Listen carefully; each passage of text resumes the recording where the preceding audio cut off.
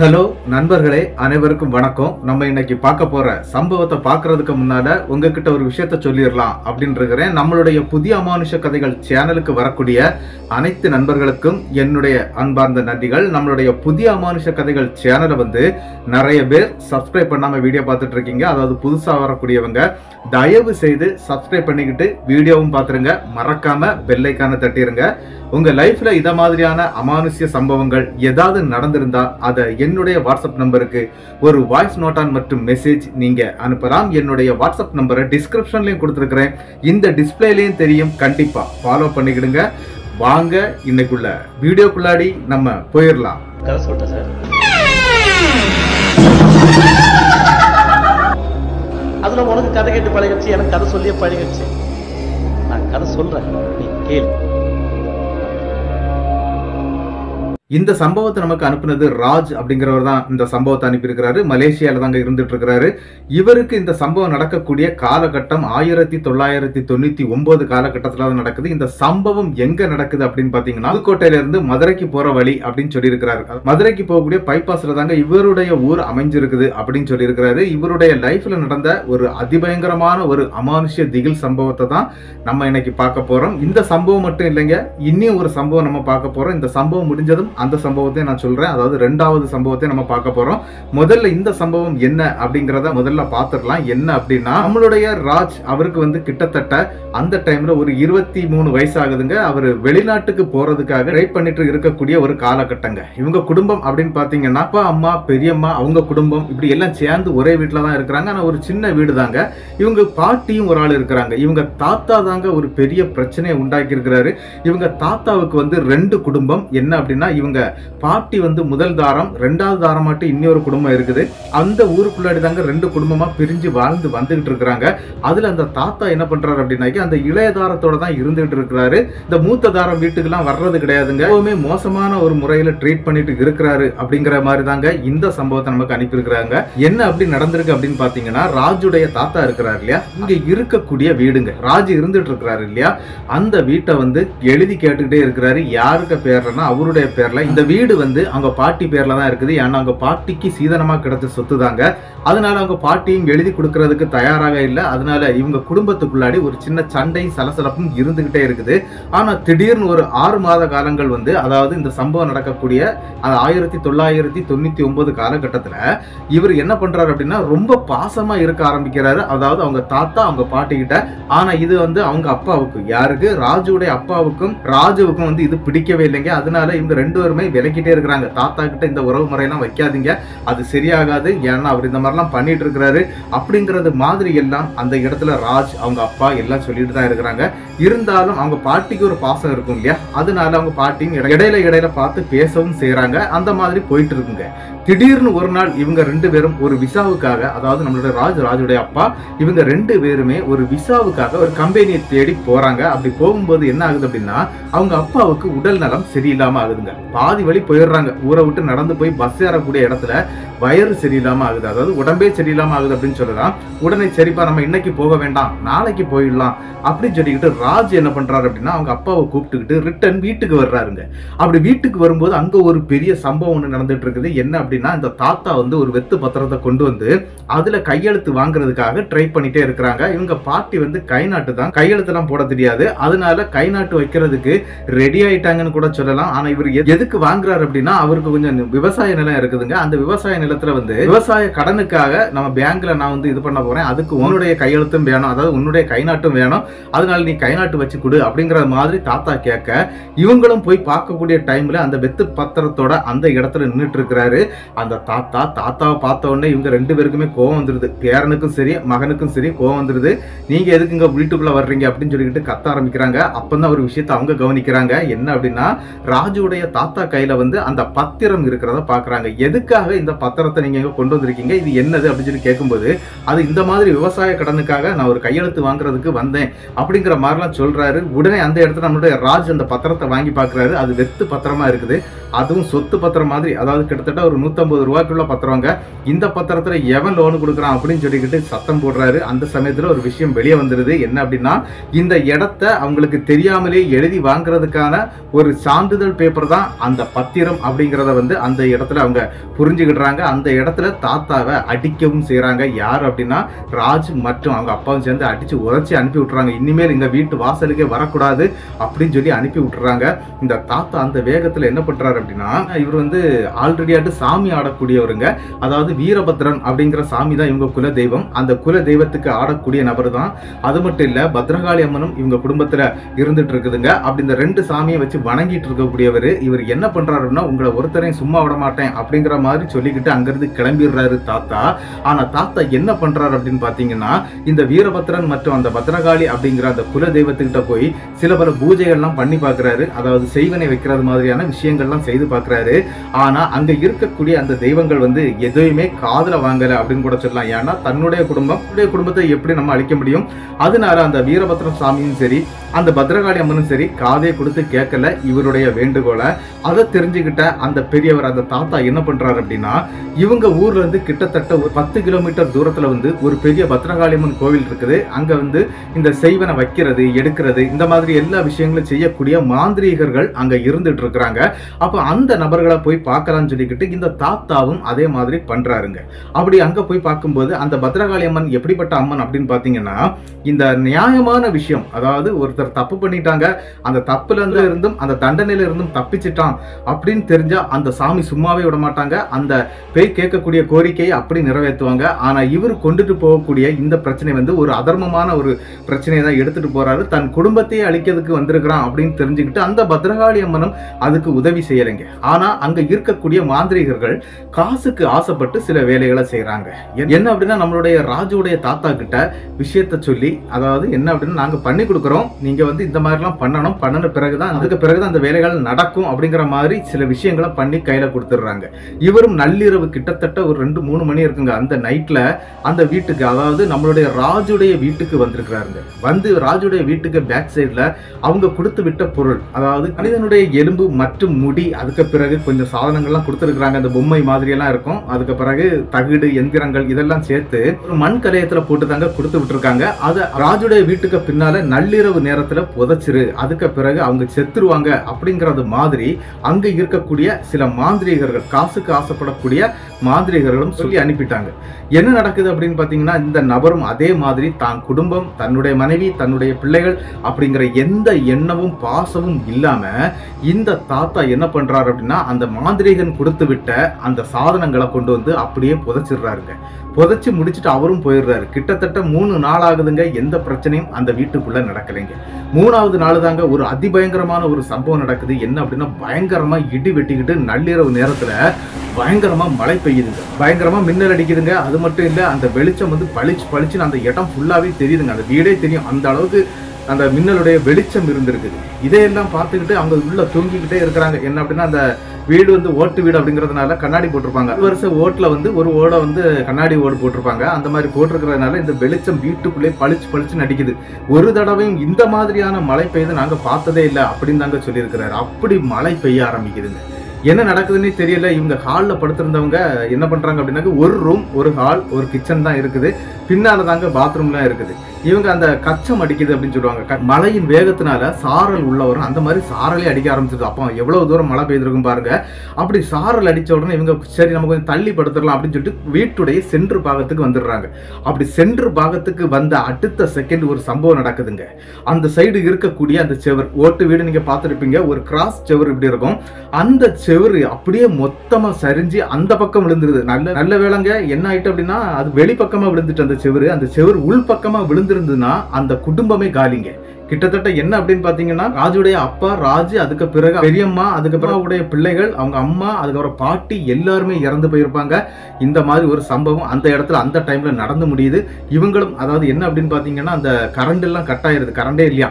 அந்த டைம்ல டார்ச் லைட்லாம் இவங்க யூஸ் பண்ணியிருக்காங்க. டார்ச் லைட்டை எடுத்துக்கிட்டு அப்படியே வெளிப்பக்கமா அடிக்கிறாங்க. இவங்களுடைய வீட்டுடைய ஃப்ரண்ட் வாசலை ஓபன் பண்ணிட்டாங்க. ஏன்னா ஒரு சைடு ஃபுல்லாவே ஓபன் ஆயிட்டு இருந்தாலும் ஃப்ரண்ட் வாசலை ஓபன் பண்ணிக்கிட்டு அப்படியே அந்த வாசலை பாக்குறாங்க. வாசல் அப்படின்னு சொன்னா உங்களுக்கு தெரியும், பழைய வீடுகளுக்கு முன்னால, அதாவது இவங்க இருக்கக்கூடிய ஏரியா அந்த கிராமப்புறம் அப்படிங்கிறதுனால இந்த காம்பவுண்ட் எல்லாம் வந்து இந்த கத்தாழை செடி, கள்ளி செடி, அந்த மாதிரியான செடிகள் வச்சுதான் காம்பவுண்டே வச்சிருப்பாங்க.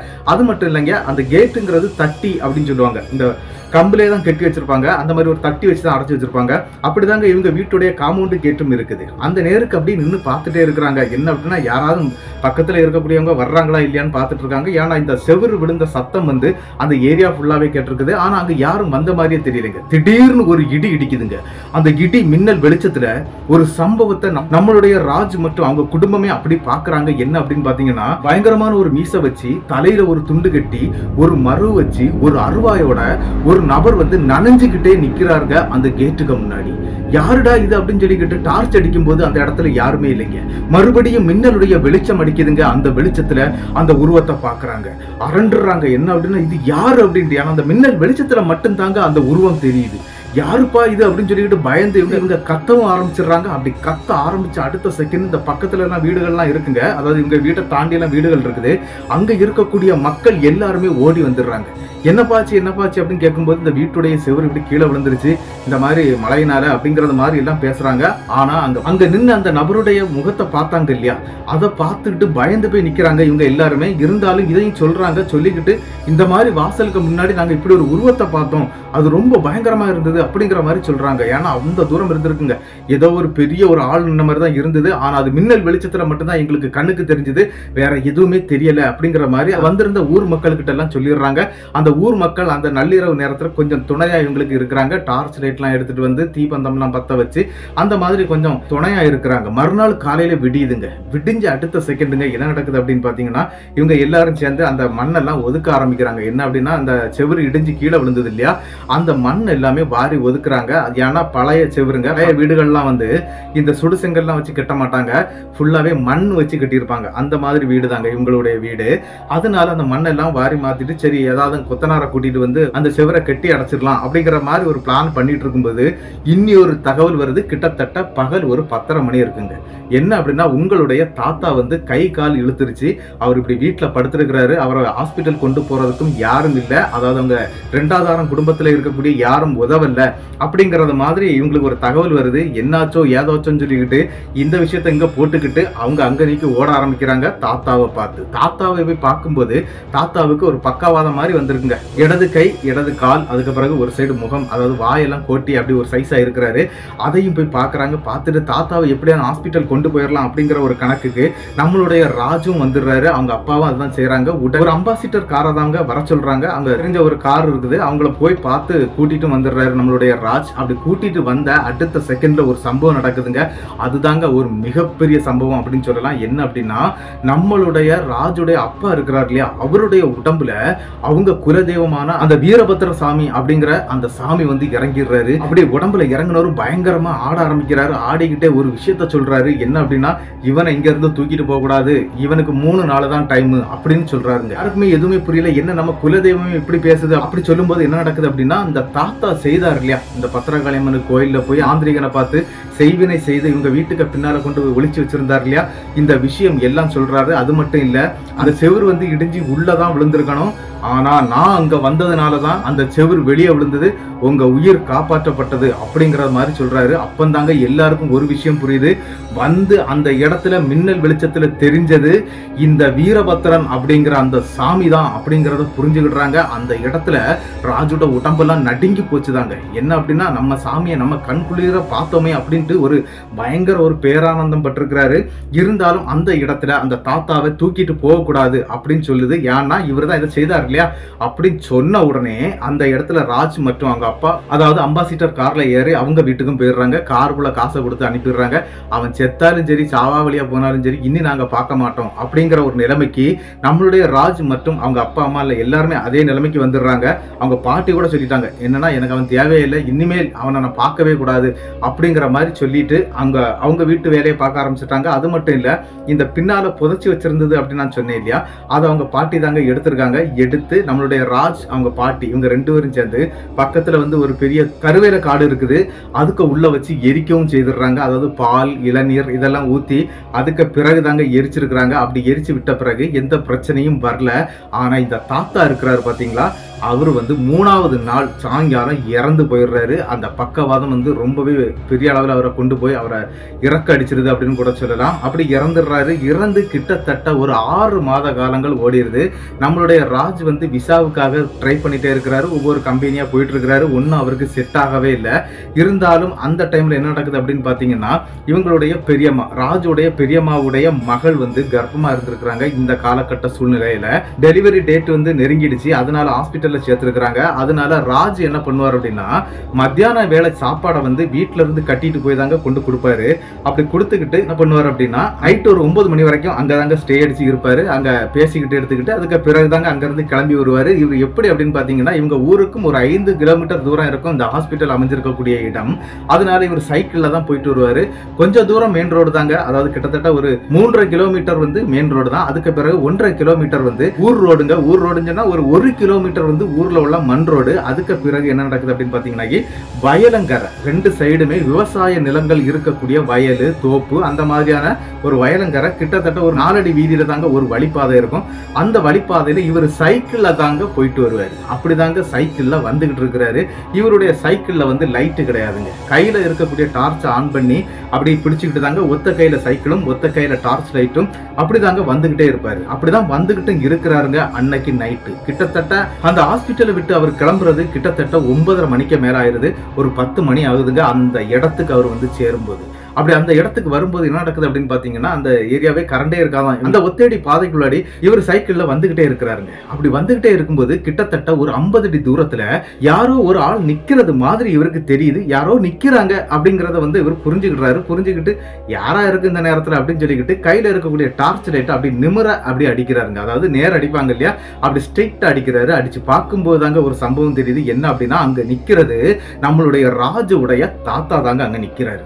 அவர் எதுக்குடா இங்க நிக்கிறாரு? இவருக்கு அந்த சம்பவம் மறந்துட்டுங்க, தாத்தா இறந்து போனார் இல்லையா, அதெல்லாம் மறந்துட்டு அந்த இடத்துல இருந்தாலும் அந்த இடத்துல அப்படியே பாக்குறாரு. பார்த்துக்கிட்டு எதுக்கு தாத்தா இங்க வந்து நிக்கிறாரு, வீட்டுக்கு போகாம அப்படின்னு தாங்க நினைக்கிறாரு. அப்படி நினைச்சு அடுத்த செகண்ட் தாங்க இவருக்கு அந்த ஞாபகம் வருது, தாத்தா இறந்து போன அந்த விஷயம்.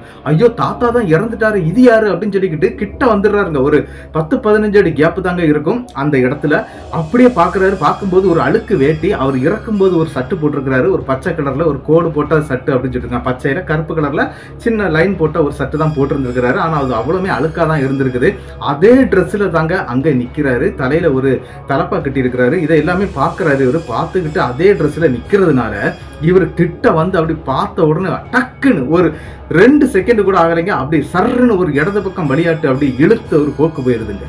இதை பார்த்துக்கிட்டு ஐயோன்னு சொல்லி பயந்துகிட்டு இவர் என்ன பண்றாருன்னா, அங்கிருந்து வேகமா சைக்கிளை தூக்கி ஆரம்பிச்சிடுறாரு.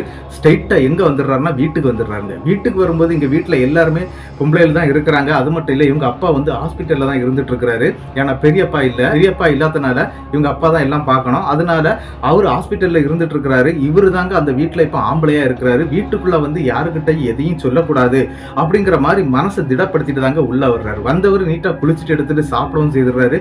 ஆனா இவருக்கு அந்த தாத்தாவை பார்த்த பயம் மனசுக்குள்ளேயும் கண்ணுக்குள்ளேயும் தெரிஞ்சுக்கிட்டே இருக்குங்க. அந்த நேரத்துல பாட்டியும் கேட்கறாங்க, ஏன்பா நீ இந்த மாதிரி இருக்கிற, ஒரு நாள் நீ இப்படி இருந்தது நான் பார்த்தது இல்லையாப்பா அப்படின்னு சொல்லி கேட்கறாங்க. இல்ல பாட்டி, ஒண்ணும் இல்ல பாட்டி, எல்லாரும் படுத்து தூங்குங்க அப்படின்னு சொல்லிக்கிட்டு அங்க ஒரு ரூம் இருக்குது அப்படின்னு நான் சொன்னேன். அந்த ரூம்ல வந்து இந்த பெரியவங்க எல்லாம் எல்லாருமே அங்க படுத்துடுறாங்க. பாட்டி மட்டும் என்ன செய்யறாங்க அப்படின்னா, நம்மளுடைய ராஜுடைய பக்கத்துல தான் படுப்பாங்க. ஏன் அப்படின்னு பாத்தீங்கன்னா, ராஜ் வந்து வீட்டுடைய வாசலுக்கு முன்னாடி தாங்க படுத்திருப்பாரு. என்ன அப்படின்னா, வாசல் கதவு திறந்த உடனே இவரு தான் படுத்திருப்பாரு. அதுக்கு பிறகு என்ன அப்படின்னா பாட்டி படுத்திருப்பாங்க. அதாவது ராஜுவை தாண்டி பாட்டி படுத்திருப்பாங்க. அப்படிதாங்க அன்னைக்கு தூங்கிட்டு இருக்கிறாங்க. கிட்டத்தட்ட நள்ளிரவு ஒரு 2 மணி இருக்குங்க. அந்த நேரத்துக்கு ஒரு அதிபயங்கரமான ஒரு சம்பவம் நடக்குது. என்ன அப்படின்னு பாத்தீங்கன்னா, ராஜ் வந்து நல்லா தூங்கிட்டு இருக்கிறாரு. அப்படி தூங்கிட்டு இருக்கும்போது திடீர்னு அந்த வீட்டுடைய கதவை திறந்து அவங்க தாத்தா தாங்க உள்ள வர்றாரு. அதே ட்ரெஸ்ல வர்றாரு. அந்த அழுக்கு பிடிச்ச அந்த ட்ரெஸ்ல வந்து இவருடைய நெஞ்சுக்கு மேல ஏறி உட்கார்ந்து இவருடைய கழுத்தை நெரிக்கிறாருங்க. ராஜ் எப்பவும் சரி கையில வந்து ஒரு அருவா, ஒரு கம்பு, டார்ச் லைட் இந்த மூணையுமே பக்கத்துல வச்சிருப்பாரு. என்னன்னா அந்த அவங்க ஊர் வந்து கிராமப்புறம் அப்படிங்கறதுனால இந்த மாதிரி தான் வச்சுட்டு தூங்குவாங்களாம். அத மாதிரி தாங்க வச்சிருக்கிறாரு. டக்குன்னு தன்னுடைய சுய நினைவே மறந்து போகக்கூடிய அளவுக்கு அந்த இடத்துல அவரால் கண் துறக்கவே முடியல. பயங்கர கஷ்டப்படுறாரு. மூச்சு விட முடியல. இவருடைய இடது கால், இடது கை, அதுக்கு பிறகு வாய் ஒரு சைடு கோட்டுதுங்க. யாருக்கு? ராஜுக்கு. அவர் என்ன நடக்குதுன்னே புரிஞ்சுக்கிடவே இல்லைங்க. அந்த நேரத்தில் அவர் என்ன பண்றாரு அப்படின்னா, அந்த டார்ச் லைட்டை வலது கையில எடுத்து சட்டார்னு அடிச்சிடுறாருங்க. அப்படி அடிச்சதுல கையில இருந்து டார்ச் லைட் உருவி அந்த கதவுல போய் பட்டு அப்படி கீழே விழுந்து உடையுது. இந்த சத்தம் கேட்டு பாட்டி அம்மா எந்திக்கிறாங்க. எந்திரிச்சு என்னப்பாச்சுன்னு சொல்லிட்டு இவர் அப்படி அங்கங்க உருப்ப ஆரம்பிச்ச பிறகுதாங்க ராஜ் எந்திரிச்சிருக்கிறாரு. எந்திரிச்சு அம்மா இப்படி ஆயிடுச்சு, பாட்டி இந்த மாதிரி ஆயிடுச்சுமா, இந்த மாதிரி தாத்தா வந்தாரு, என்னுடைய நெஞ்சுக்கு மேல இந்த மாதிரிலாம் பண்ணினாரு, அப்படி இப்படின்னு சொல்லிக்கிட்டு அங்க நடந்த விஷயங்கள் அனைத்தையுமே எடுத்து சொல்றாருங்க. இதை கேட்ட உடனே பாட்டிக்கு ஒரு பயம் வந்துருது. என்னப்பா சொல்ற, தாத்தா எப்படி உள்ள வர முடியும், நம்ம வீரபத்திரன் சாமி இருக்குது, பத்திரகாளி அம்மா இருக்கிறா, அவங்கள தாண்டி எப்படி அவரால் வர முடியும் அப்படிங்கிற மாதிரி எல்லாம் பாட்டியும் கேட்கறாங்க. இருந்தாலும் அவருக்கு எதுவுமே தெரியல. கொஞ்சம் திகைப்போட இருக்கிறாரு. கொஞ்சம் தண்ணீர் எடுத்துட்டு வந்து பாட்டி தாங்க குடிக்கிறதுக்கு கொடுக்குறாங்க. அந்த தண்ணீரை குடிச்சுக்கிட்டு அருவா, கம்பு, இந்த டார்ச் லைட் எல்லாம் இருந்தது இல்லையா, டார்ச் லைட் ஆல்ரெடி உடஞ்சிருச்சு. இந்த அருவாளையும் கம்பையும் எடுத்து அந்த வீட்டுடைய வாசல்ல குறுக்க வச்சுட்டு சரி இன்னி படுத்து தூங்குப்பா, ஒரு பிரச்சனையும் வராது அப்படின்னு சொல்லி பாட்டியும் சொல்றாங்க. அதே மாதிரி நம்மளுடைய ராஜும் செய்யறாரு. செய்துகிட்டு என்ன பண்றாரு அப்படின்னா, சரி நம்ம இனி தூங்க வேண்டாங்கிற ஒரு நிலைமைக்கு வந்துடுறாரு. அவருக்கு நல்லா பயந்துட்டாரு. ஏன்னா மூச்சே விட முடியல. அவர் ஒரு சாவை போய் எட்டி பார்த்துட்டு வந்தா எப்படி இருக்குமோ அந்த நிலைமையில போயிட்டு வந்திருக்கிறாரு. அதனால என்ன பண்றாரு அப்படின்னா, தூங்கவே இல்லைங்க, அப்படியே இருக்கிறாரு. சரி காலையில பார்த்துக்கலாம் அப்படின்னு சொல்லி பாட்டி தூங்கிட்டாங்க. மறுநாள் காலையில விடியுது. விடிஞ்ச உடனே இவங்களுடைய அந்த குலதெய்வமான வீரபத்ரன் மற்றும் பத்திரகாளி அம்மன் அந்த கோவிலுக்கு உடனே போறாருங்க. அங்க போன உடனே என்ன நடக்குது அப்படின்னா, அங்க இருக்கக்கூடிய சாமி ஒரு விஷயத்த சொல்லி இருக்கிறாரு. அதாவது அங்க இருக்கக்கூடிய பூசாரிக்கு மேலதாங்க அந்த சாமி ஆடி இருக்குது. அப்படி அந்த சாமி ஆடி என்ன சொல்லியிருக்கு அப்படின்னு பாத்தீங்கன்னா, தாத்தா வந்து இந்த மாதிரி ஒரு உயிர் பலி கொடுத்தாதான் இந்த ஊரை விட்டே போவேன் அப்படின்னு சொல்லி இந்த ஊரே சுத்தி வந்துட்டு இருக்கிறான். ஏன்னா அவனுடைய மரணம் வந்து ஒரு அகால மரணம் அப்படின்னு அந்த சாமி சொல்லி இருக்கிறாரு. ஏன்னா அந்த உயிரை எடுத்ததே நான் தான், அவன் அதனாலதான் இந்த மாதிரி பண்ணிட்டு இருக்கிறான் அப்படிங்கிற விஷயத்த அந்த வீரபத்ரன் அப்படிங்கிற அந்த சாமி சொல்றாரு. இதை கேட்டுட்டு என்ன பண்றதுன்னு அந்த இடத்துல அவருக்கு புரியல. மறுபடியும் என்ன பண்றாங்க அப்படின்னா, அங்க இருந்து அவங்க ஊருக்குள்ள இருந்து இன்னொரு குறி சொல்லக்கூடிய ஒரு பெண்மணி இருக்கிறாங்க. அவங்கள தேடி போறாங்க. அவங்களும் இந்த பத்திரகாளி அம்மனை வச்சுதான் குறி சொல்லுவாங்க. அவங்களும் இதே விஷயத்த தான் எடுத்து சொல்றாங்க. இந்த மாதிரி ஒரு உயிர் பலி கொடுத்தாதான் அந்த ஆன்மா இங்கிருந்து போகும் அப்படிங்கிற மாதிரி அவங்களும் சொல்றாங்க. இவங்களுக்கு என்ன செய்யணும்னே தெரியல. மறுபடியும் என்ன பண்றாங்க அப்படின்னா, ஆல்ரெடி இந்த பத்திரகாளி அம்மன் கோயில்ல போய் இந்த தாத்தா நிறைய மாந்திரிகர்களை பார்த்து இந்த மாதிரி விஷயங்கள்லாம் பண்ணார் இல்லையா, அந்த இடத்துக்கே போயிடுறாங்க. அப்படி அந்த இடத்துக்கே போயிடுறாங்க. அப்படி அந்த இடத்துல போய் அங்க இருக்கக்கூடிய மாந்திரிகர்களை பார்த்து விஷயத்த சொல்றாங்க. எங்களுக்கு இந்த மாதிரி பிரச்சனை ஆயிட்டு இருக்குது, இங்க இருக்கக்கூடிய சாமியால தான் இதெல்லாம் நடக்குது அப்படின்னு சொல்லி இவங்க சத்தமே போட ஆரம்பிச்சிருக்காங்க. அதுக்கு பிறகு இதெல்லாம் நாங்களே தீர்த்து கொடுத்துறோம் அப்படின்னு சொல்லிக்கிட்டு அங்க இருக்கக்கூடிய பத்திரகாளி அம்மன் கோயிலை சேர்ந்த பூசாரிகள் மற்றும் மாந்திரிகர்கள் இவங்க எல்லாம் சேர்ந்து தாங்க அந்த ஆன்மா, அதாவது தாத்தாவுடைய ஆன்மாவை வந்து அடக்கி இருக்கிறாங்க. அதுக்கு இவங்க கொஞ்சம் செலவெல்லாம் பண்ணியிருக்கிறாங்க. அதன் பிறகுதாங்க இந்த தாத்தாவுடைய ஆன்மா அடங்கி இருக்குது. அதுக்கு பிறகுதாங்க இவங்க லைஃப் வந்து ஒரு நல்ல வாழ்க்கையே அவங்களுக்கு அமைஞ்சுது அப்படிங்கிற மாதிரி தாங்க ராஜு இந்த சம்பவத்தை நமக்கு அனுப்பி தந்திருந்தாரு. இந்த சம்பவங்கள் அனுப்பப்பட்டு ரொம்ப நாள் ஆயிடுச்சு. கிட்டத்தட்ட ஒரு 6 மாத காலங்கள் ஆயிடுச்சு. அவருக்கு நான் மெசேஜ் பண்ணியிருந்தேன். ஆனா அவர் எடுத்தாரா பார்த்தாரா அப்படிங்கறது தெரியல, வீடியோ பார்க்கறாரான்னு கூட தெரியல. இருந்தாலும் நம்மளுடைய சேனலுக்கு நிறைய பேர் வீடியோ அனுப்பிட்டு இருக்கிறீங்க. அதாவது உங்க வீடியோ எல்லாம் மெல்ல மெல்ல வந்தாலும் வந்துடும். அதுக்கு வேண்டி நீங்க கவலைப்பட வேண்டிய தேவையில்லை. கண்டிப்பா நம்ம சேனல்ல வீடியோ ஒளிபரப்பப்படும். அப்படி ஒளிபரப்பப்படாத வீடியோக்கள் வந்து நான் வந்து ஆல்ரெடி வாட்ஸ்அப்ல சொல்லிடுவேன். இந்த வீடியோ வேண்டாம் சொல்ல முடியாது அப்படிங்கறத நான் சொல்லிடுவேன். அல்லாத வீடியோக்கள்லாம் கண்டிப்பா ஒளிபரப்பப்படும். இந்த சம்பவத்தை நமக்கு அனுப்பி தந்த ராஜுவுக்கு நான் ஒரு பெரிய நன்றியை சொல்லிக்கிட்டு அப்படியே நம்ம 2வது சம்பவத்துக்கு போயிடலாம். இந்த சம்பவத்தை அனுப்பி தந்த பெண், அதாவது ஒரு பெண்மணி தான் இதை அனுப்பி தந்தாங்க. அவங்களுடைய பேரை தயவு செய்து வெளியே சொல்லக்கூடாது. உங்களுக்கு இந்த சம்பவம் நடந்தது குவைத்துல. சம்பவத்தை மட்டும் நீங்க அப்படியே சொல்லிருங்க. என்னுடைய பேரோ இல்ல வேற எந்த பேரும் இதை சொல்ல வேண்டாம் அப்படின்னு சொல்லியிருக்கிறாங்க. அதனால அவங்களுடைய பேரை வந்து நான் கலைவாணி அப்படின்னு வச்சுதாங்க இந்த சம்பவத்தை நான் உங்களுக்கு சொல்ல போறேன். என்ன அப்படின்னா, நம்மளுடைய கலைவாணி கலைவாணிக்கு கிட்டத்தட்ட ஒரு 40 வயசு ஆகுதுங்க. அதாவது 2010 காலகட்டத்துல. அப்படி அவங்க என்ன பண்றாங்க அப்படின்னா, தன்னுடைய கணவனை வந்து பிரிஞ்சு இருந்திருக்கிறாங்க. அது மட்டும் இல்ல, 2 பெண் குழந்தைகள், அதை வளர்க்கணும், காசு இல்ல. அதனால தாங்க வெளிநாட்டுக்கு வேலைக்கு போறதுக்கு அவங்க ரெடி ஆயிடுறாங்க. ஆனா இவங்க நர்சிங் பண்ணியிருக்கிறாங்க, ஹோம் நர்ஸா இருந்திருக்கிறாங்க. அதனால இவங்களுக்கு ஒரு விசா கிடைக்குது குவைத்துக்கு. அப்படி அந்த விசாயில தாங்க அந்த ஊருக்கும் போய் சேர்றாங்க. அப்படி போகும்போது அங்க இருக்கக்கூடிய பாஷைகள் இவங்களுக்கு சரியாவே புரியல. இவங்க இங்கிலீஷ் நல்லா பேசுவாங்க. ஆனா அங்க இருக்கக்கூடிய அந்த குவைத் பாஷை வந்து அவங்களுக்கு புரியல. அதாவது அரபு அப்படிங்கிறப்போ அவங்களுக்கு கொஞ்சம் கஷ்டமா தான் இருக்கும் போல இருக்குது. அதனால என்னால அது பேச முடியாம அந்த இடத்துல நான் ரொம்ப கஷ்டப்பட்டேன் அப்படின்னு சொல்லியிருக்கிறாங்க. அந்த இடத்துக்கு வேலைக்கு போயிருக்கிறாங்க. அது ஒரு பெரிய வீடுங்க. கிட்டத்தட்ட என்ன அப்படின்னு பாத்தீங்கன்னாக்கி அந்த வீட்டுக்குள்ளாடியே ஒரு 20 ரூம் இருக்குமாங்க. அதாவது எந்தெந்த ரூம்ல யார் யார் இருக்கிறாங்க அப்படின்னு கூட எனக்கு தெரியாது. எனக்கு கொடுக்கப்பட்ட வேலை அந்த வீட்டு முதலாளியுடைய அப்பாவும் அம்மாவும், அதாவது ரொம்ப உடல்நிலை சரியில்லாம இருக்கிறாங்க, அவங்கள கவனிக்கிறதுக்காக தான் என்ன கூட்டிட்டு போனாங்க அப்படிங்கிற மாதிரி சொல்லப்பட்டிருக்கு. அப்படி அவங்களும் போய் சேர்ந்துடுறாங்க அந்த வேலைக்கு. அப்படி அங்க போன இடத்துல என்னுடைய கலைவாணிக்கு என்ன நடந்துச்சு அப்படிங்கறதாங்க ஒரு அதிபயங்கரமான சம்பவம். கலைவாணி எப்படி அப்படின்னு பாத்தீங்கன்னா ரொம்ப நீட்டான ஒரு பொண்ணு அப்படின்னு சொல்லாங்க. யாருக்கிட்டே முகம் கொடுத்து சீக்கிரம் பேசவோ பழகவோ மாட்டாங்களாம். ஆனா என்ன அப்படின்னா, இந்த மாதிரி இடங்களுக்கு போகும்போது 4 பேரை தெரிஞ்சுக்கிடணும் இல்லையா, அப்படின்ட்டு தாங்க அங்க இருக்கக்கூடிய கார் டிரைவர் கிட்ட பேச ஆரம்பிக்கிறாங்க. அப்படி அங்க இருக்கக்கூடிய கார் டிரைவர் தமிழ்நாட்டை சேர்ந்தவர். அது இல்லாம அங்க சமையலுக்கு வந்து கிட்டத்தட்ட 3 பேர் இருக்காங்க. அவங்க எல்லாருமே கேரளா மாநிலத்தை சேர்ந்தவங்க தான். இப்படி அங்க இருக்கக்கூடிய எல்லாருக்கிட்டையும் பேசி பழகிடுறாங்க. இவங்களுக்குன்னு ஒரு ரூம் கொடுக்கப்பட்டிருக்குங்க. 2வது ஸ்டெப்ல ஒரு தனியாட்டு ஒரு ரூம் கொடுத்துருக்காங்க. ஏன்னா இவங்க பெண்மணி அப்படிங்கிறதுனால. அது மட்டும் இல்ல, அந்த ரூமுக்குள்ள இருந்து 2 கதவு இருக்குங்க. அதாவது ஒண்ணு இவங்க வெளியே இருந்து உள்ள போறது மாதிரி இருக்கும், இன்னொரு கதவு வந்து அந்த ரூமுக்குள்ள இருந்து அந்த வீட்டுக்குள்ள போற மாதிரி இருக்கும். அது எதுக்கு அப்படின்னா, வயசான பெரியவங்களுக்கு வந்து இந்த நோய் நொடிகள் இருக்கிறதுனால அவங்களுக்கு ஏதாவது அவசரத்துக்கு தேவைப்பட்டது அப்படின்னா அவங்க கையில ஒரு பட்டன் வச்சிருக்காங்க. அந்த பட்டன் அவங்க பிரஸ் பண்ணுவாங்க. அந்த பட்டனை பிரஸ் பண்ண அடுத்த நிமிஷம் இவங்க அந்த தாத்தா பாட்டி ரூமுக்குள்ளாடி இவங்க நின்னாகணும்.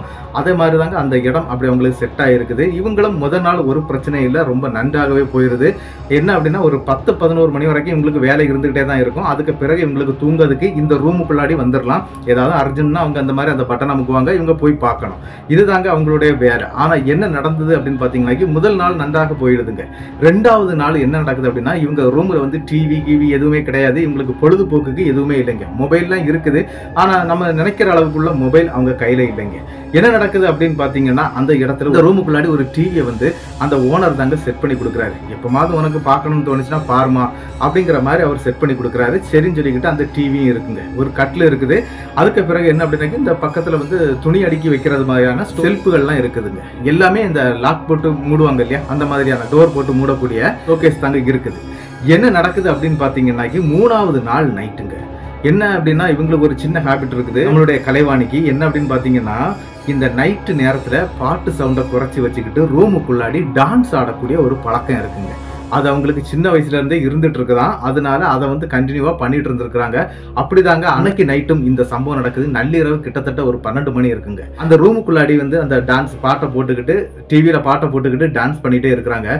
அந்த நேரத்துக்கு வேகமாட்டு 26-27 வயசு மதிக்க ஒரு நபர் வந்து சட்டார்னு கதவை திறந்துக்கிட்டு உள்ள வந்துடுறாரு. உள்ள வந்து என்ன 2 பேர் தேடி வர்றாங்க. யாருக்கிட்ட என்ன காட்டி கொடுத்துறாங்க, நான் இங்க ஒளிஞ்சு இருக்கிறேன் அப்படின்னு சொல்லிக்கிட்டு அந்த நபர் என்ன பண்றாரு அப்படின்னா, இவங்க படுக்கக்கூடிய கட்டில் இருக்குது இல்லையா, அந்த கட்டிலுக்கு அடியில போய் அப்படியே ஒளிஞ்சிருக்கிறாரு. கலைவாணிக்கு என்ன செய்யணும்னே தெரியல. அந்த இடத்துல கண்ணை முழிச்சிட்டு இருக்காங்க. என்ன அப்படின்னா, ஒரு தனியா ஒரு பெண் இருக்கக்கூடிய ரூம்ல நள்ளிரவு நேரத்துல ஒரு பையன் இப்படி வந்துட்டா எவ்வளவு பெரிய பிரச்சனையாகும். அது நம்ம அடுத்த ஊர்ல இருக்கிறோம், நம்மளை என்ன சொல்லுவாங்க என்ன செய்வாங்கன்னு சொல்லி நல்லா பயந்துடுறாங்க. பயந்துகிட்டு தம்பி வெளியே போப்பான்னு சொல்லிட்டு கத்திட்டே இருக்கிறாங்க. கத்தாதீங்கம்மா, என்ன 2 பேர் தேடி வர்றானுங்க, அவனை என்ன கொன்னுருவானுங்க அப்படின்னு சொல்லிக்கிட்டு சொல்லும்போது இவங்களுக்கும் ஒரு பையனை பார்த்துட்டு கொஞ்சம் மனசு இறங்கிக்கிட்டு இவங்க என்ன பண்றாங்க அப்படின்னா, சரி இவ்வளவு நேரம் ஆகுது, கிட்டத்தட்ட ஒரு 10 நிமிஷமா கட்டிலுக்கு அடியில இருந்துகிட்டு இந்த பையன் எதாங்க சொல்லிக்கிட்டே இருக்கிறான். சரி அப்படி யாரு தேடி வர்றா அப்படின்னு சொல்லிக்கிட்டு இவங்களே டோரை திறந்து வெளியே பாக்குறாங்க. அதாவது வெளியே இருக்கக்கூடிய டோரை தான் ஓபன் பண்ணி வெளியே பாக்குறாங்க. அப்படி வெளியே பார்க்கும்போது அங்க யாருமே இல்லைங்க. ரொம்ப மயான அமைதியா இருக்கு, எல்லாரும் தூங்கிக்கிட்டு இருக்கிறாங்க அப்படின்னு கூட சொல்றாங்க. அந்த மாதிரி இருக்குதுங்க அந்த இடம். டக்குன்னு உள்ள வந்துடுறாங்க. இல்ல கதவை லாக் பண்ணிட்டு கட்டிலுக்கடியில குனிஞ்சு பாக்குறாங்க. அப்படி கட்டிலுக்கடியில குனிஞ்சு பார்க்கும்போது அந்த பையன் அங்க இல்லைங்க. என்னடா இவன் கட்டிலுக்கடியில தானே ஒளிஞ்சிருந்தான், இவன் எங்கடா போனான் அப்படின்னு சொல்லிக்கிட்டு அங்க இருக்கக்கூடிய, அதாவது பாத்ரூம் எல்லாம் இருக்குதுங்க, எல்லா இடமும் தேட ஆரம்பிச்சிடுறாங்க. ஆனா அந்த பையன் எங்கேயுமே இல்லைங்க. இவங்க அரண்டு போயிடுறாங்க. ஒருவேளை நமக்கு தெரியாம வீட்டுக்குள்ள போயிட்டானோ, அந்த டோரை திறந்துட்டு வீட்டுக்குள்ள போகலாம் அப்படின்னு நான் சொன்னேன் இல்லையா. ஆனா அதுக்கு ஒரு விஷயம் இருக்குங்க. அந்த டோரை திறக்கணும் அப்படின்னா ஒரு கார்டு இருக்குது. அந்த கார்டை வந்து யூஸ் பண்ணா மட்டும்தான் அந்த டோர் வந்து ஓப்பன் ஆகும். அல்லாம வேற யாரும் உள்ள போக முடியாது. அந்த மாதிரி ஒரு செட்டிங்ஸ்ல இருக்கக்கூடிய டோர் தாங்க அது. அதனால இந்த நபர் உள்ள போறதுக்கு வாய்ப்பே கிடையாது. ஏன்னா கார்டு இவங்க கழுத்துல தொங்கிட்டு இருக்குது. அதனால இது போறதுக்கு வாய்ப்பு இல்லை. இவன் எங்க போறான் அப்படின்னு தெரியலன்னு சொல்லி ரூமுக்கு உள்ளாடி எல்லா இடமும் தேட ஆரம்பிக்கிறாங்க. ஆனா அந்த பையனை காணவே இல்லைங்க. இவங்களுக்கு கொஞ்சம் அதிர்ச்சியாகவே இருக்குது. என்ன அப்படின்னா ஒருவேளை நம்ம கதவு திறந்த நேரத்துல இவன் நமக்கு தெரியாம வெளியே போயிருப்பான் போல இருக்குன்னு சொல்லிட்டு மறுபடியும் கதவை ஓபன் பண்ணி வெளியே பாக்குறாங்க. அங்கேயும் யாருமே இல்லைங்க. ரொம்ப அமைதியா இருக்குது. இவங்களுக்கு என்ன செய்யணும்னே தெரியல. சரின்னு சொல்லிட்டு வந்து இவங்க படுத்துடுறாங்க. கிட்டத்தட்ட ஒரு நாள் இப்படி நடந்து முடியுதுங்க. மறுநாளும் இதே ரிப்பீட் நடக்குதுங்க. கிட்டத்தட்ட நைட்டு 12 மணிக்கு இவங்க டான்ஸ் ஆடிட்டு இருக்காங்க. அதாவது இவங்களுக்கு அந்த பாட்டு போட்டுட்டு டான்ஸ் ஆடுறது வந்து இவங்களுக்கு ஒரு சந்தோஷத்தை கொடுக்கும். அப்படிதாங்க இவங்க பண்ணிட்டு இருக்காங்க. அந்த நேரத்துக்கு தாங்க மறுபடியும் அந்த பையங்க, அதே பையன் தான், வேற யாருமே கிடையாது. அந்த 27 வயசு மிக்க அந்த இளைஞன் அந்த கதவை திறந்துகிட்டு டக்குன்னு உள்ள வர்றாங்க. அப்படி உள்ள வந்தோடனே, டே நீ நேரத்துக்கு எப்படா வெளியே போன அப்படின்னு சொல்லிட்டு இதை தாங்க கேட்கறாங்க.